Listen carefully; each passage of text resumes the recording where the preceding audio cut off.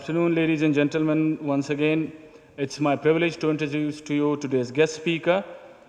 He's a member of the National Assembly of Pakistan. He is one of the most prominent political leaders of the Balochistan province.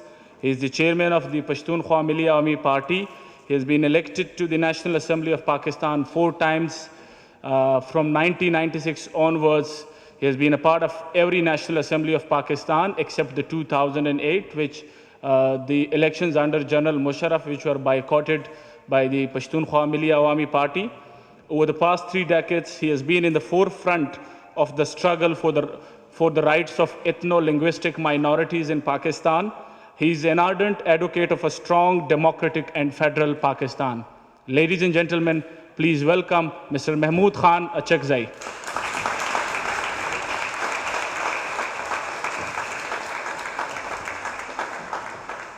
Pakistan came into being on 14th August 1947 and was carved out of British subcontinent with the motherlands of 5 different people who spoke different languages, who had their own cultures, their own traditions. The Bengalis, the Sindhis, the Pashtuns, the Punjabis, the Baloch, the Saraikis, they had their own motherland since centuries. Of them all, Pashtuns made a lot of sacrifices for their motherland, against the British Empire, then again, when Pakistan came into being, against every dictatorial regime. My canvas is quite this, the time is very short. I have to defend Pashtuns first, then Islam, then Pakistan, and then myself. Pashtuns, they are anonymously used as Afghans, Pashtun, the same thing. Pashtuns had been the motivating force of the Afghan history. From Oxus to Indus, this land is theirs. From Herodotus, the historic history person of Alexander the Great, to Toynbee, the modern historian, no person has ever written in any book that the Pashtuns or the Afghans, they had ever been sectarians. They had ever been terrorists. You can't go through hundreds of books are written by British Empire. Pashtuns were the contenders, but they didn't blame them to be terrorists, didn't blame them to be sectarians. Now, a sort of propaganda is going on that Pashtuns were dangerous people. They just shave their head, have their beard, no mustaches. They are preaching Islam, and they just kill people. It's the wrong picture of the people. You can go through any book written by our own contenders, by British invaders.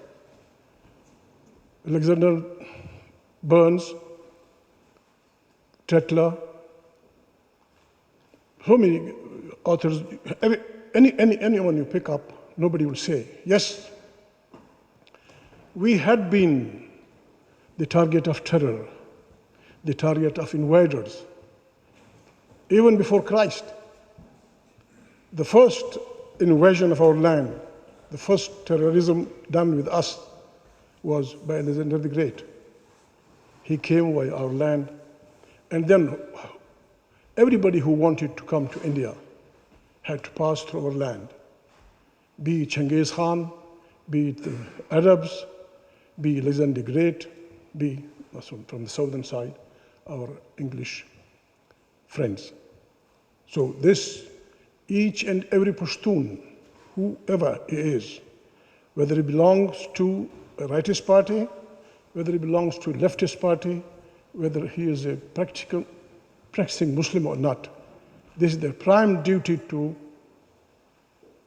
erase this type of definition, this type of introduction of the Pashtun people. each and every writer, if they had been terrorists, if they had been sectarians, then why the English writers write? Boarding and lodging in Pashtun Afghan land is no problem. Just go sit in a mosque, say, I'm a stranger. Your lodging is free, your boarding is free. Mohanlal writes it, English writes it, Chinese writes it, even Buddhists who visited their lands, they say they are good people, cooperative people. Yes, they are very much touchy. They were very much touchy in the past. They are still very much touchy about their sovereignty, about their independence, about their free life, which are positive and good qualities which must be supported. I tell you frankly, I'm a Pashtun and a practicing Muslim. I tell you with whatever honesty I have got on my command, to measure one's distance from a person on this basis that what is his color, on this basis what creed he belongs, on this basis from which continent he is, we Pashtuns, and particularly Pashtun Humanitarian Party, we consider it to be a sin. We are all human beings. We are the descendants of Eve and Adam. So we have to make this planet a beautiful planet. I think responsibility doesn't lie on the weaker nations, on us people. It comes to my friend Jones. They have to lead. They have to lead this, how to make this planet like a good village. Differences of opinion are there. So we should be. Secondly, Islam. Pashtuns, once more, here we are students from Pakistan, from various nationalities, various nations. Till 1800, we must not forget history. Till 1800, the Afghan land from Oxus to Indus was one and the same. All the Pashtuns now living on this side of the Durand line, round about having 150,000 square miles in different, the Fatah and the Khyber Pakhtunkhwa, the Pashtuns on this side of the Durand line in Punjab, Miawali and Achak, and the upper part of Baluchistan, which we call British Afghanistan, British Baluchistan. With the Arab, they measure 150,000 square miles. This was part of Afghanistan.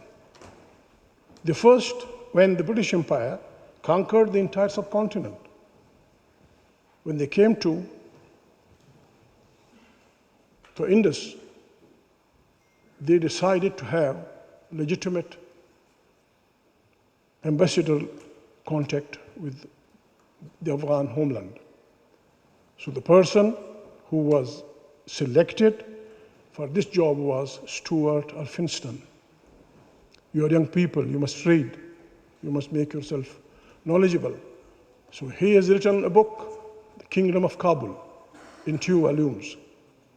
Every student of Pakistan, particularly the Pashtun young, they must read it. It is a reference book. Stuart Alfinston presented his credentials to Afghan King Shah Shuja, I think in 1804 or 5, in Balai Sar, Peshawar. Our governor, Abbasi, son of this and this nation, Afghan. So we were Afghan, we are Afghan, now we are part of Pakistan. Terrorism,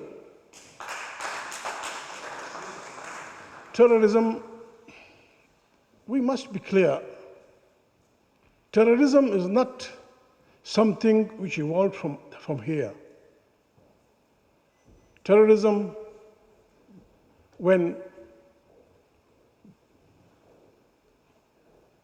Soviet Union army got into Afghanistan on December 1979, 78, 79. So the entire globe formed a holy alliance under the pretext of that a mighty superpower has challenge the sovereignty of very tiny Afghans. So the sovereignty of Afghans have been challenged by mighty power under the barrel of guns. So this must be protected. I think there had been an unwritten statement between the Afghans and this holy alliance. It included all religions: Christianity, Buddhist Japan, Jews, even Communist China. They were part of this holy alliance, and the pretext was that the sovereignty of an independent nation has been challenged and occupied, it must be repelled. So there was an unwritten statement, unwritten agreement between the Afghans and this alliance. I think they told them, we are not going to fight for your freedom. Otherwise, we will support you. The Afghans said, yes, that we will do it. My head, my body, and my commitment. So the Pashtuns, the Afghans, North Alliance, everybody, so many names are given. This fight was going on. They fought valiantly, even our part of the world, even Fatah, everybody. They fought against the war which was between Warsaw and NATO. And unfortunately, that war was fought on our homeland. I think we owe, the Afghans owe, صورته كرزدار الصوي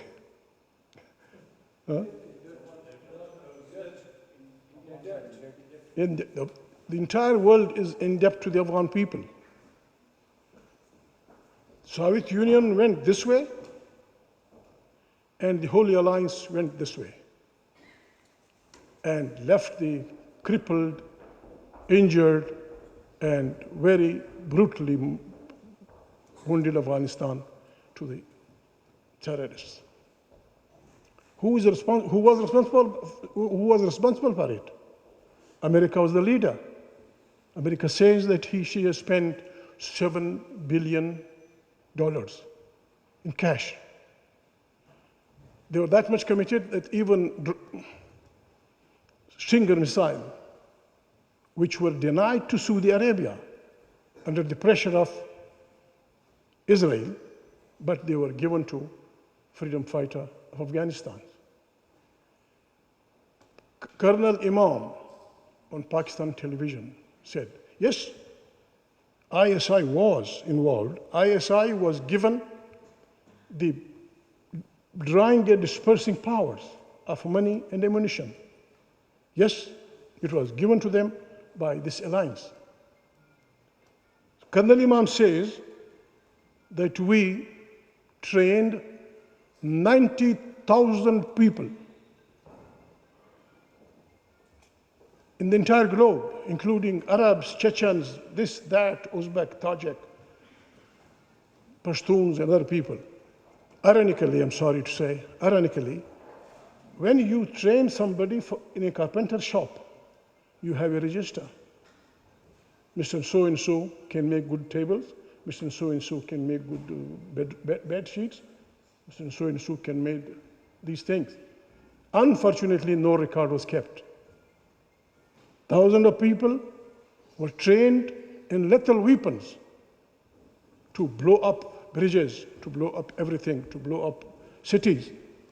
And their native countries were not informed that beware of Mehmood. He can blow up a bridge. Beware of this and that. He can blow this and that. And they were that much free in bringing people for this war. Ayman al-Zawahiri,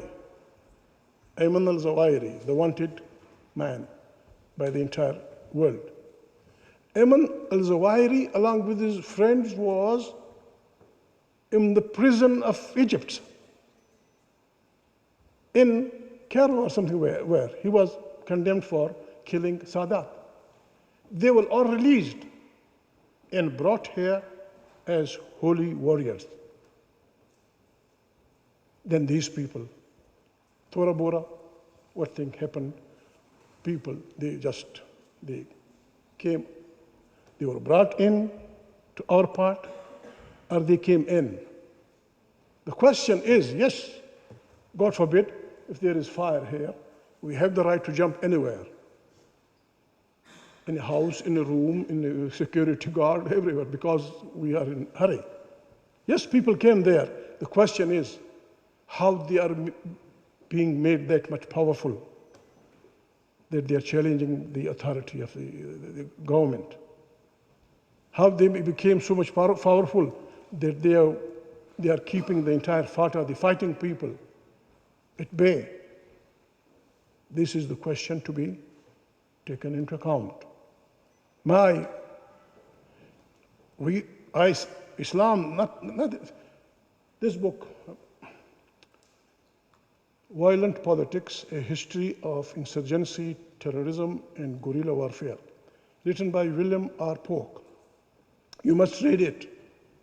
This is written by a man who worked in the United States of America with CIA and other forces, right from Vietnam to the last thing. It is a very good book. There's no time to be going in detail.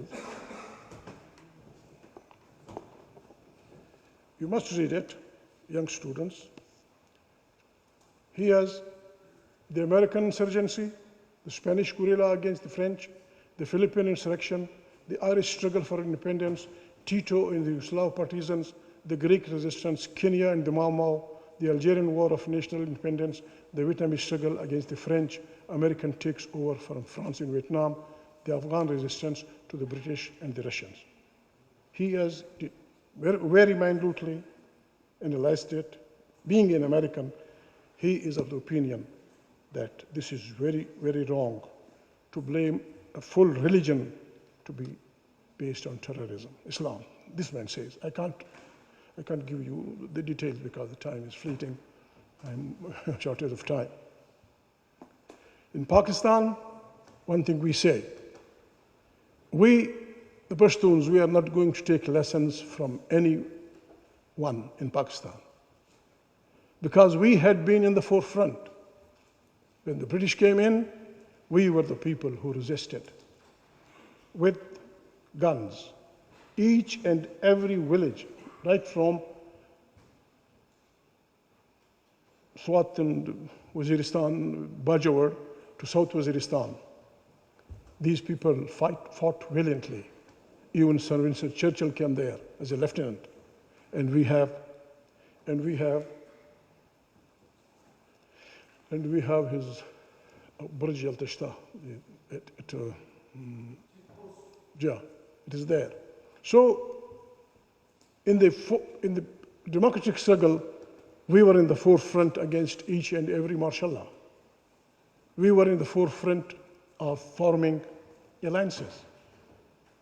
The generals were trying to have a constitution where the role of the military should be commanding. While our approach is, and we will never compromise with anybody, our approach is that Pakistan must have a parliament, a federation of 5 people, Pashtun, Baloch, Sindhi, Saraikis, Punjabis. Each and every people must have the constitutional guarantee on its resources. And each and every parliament, provincial assembly and the national assembly must be the origin of power. Foreign policies and interior policies must wait. Not drawn. We had been opposed with Punjab of the 50s and 60s. Its judiciary, its civil bureaucracy, its military bureaucracy, they left nothing. But now we are hopeful in the leadership of Nawaz Sharif, a democratic Punjabi is coming out. And one thing is very, very, very positive, that the entire judiciary, the media, and the entire parliament, they are one and the same. And we are sure that the army under Sharif will come to this orbit. So we are not against this against any kind of opposition. But anybody who will, anybody, how powerful you may be, either from the military or civil inside, who will attack the sovereignty of Parliament, will face our opposition of the hardest type. My time is finishing.